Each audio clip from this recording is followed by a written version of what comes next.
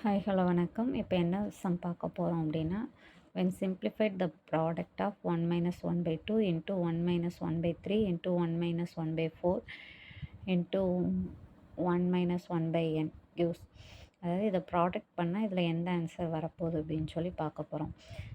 இப்போ first number எடுத்துக்கோங்க. 1 minus 1 by 2 அப்படின்னு இருக்கா.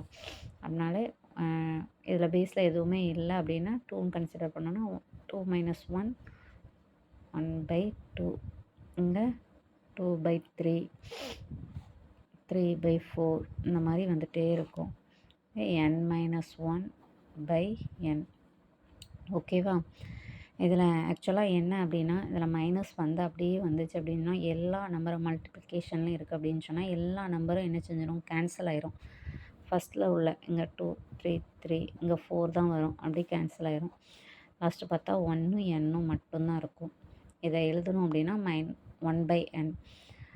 இதில் சிம்பிளாக என்ன அப்படின்னு சொன்னால், மல்டிப்ளிகேஷனில் இருக்குது, ஒரு நம்பருக்கும் அடுத்த நம்பருக்கும் இடையில மைனஸ் சைன் இருக்குது அப்படின்னு சொல்லி சொன்னோன்னா ஃபஸ்ட் நம்பரும் லாஸ்ட் நம்பரில் உள்ள பேஸும் தான் எனது ஆன்சர். அப்போது 1 by n.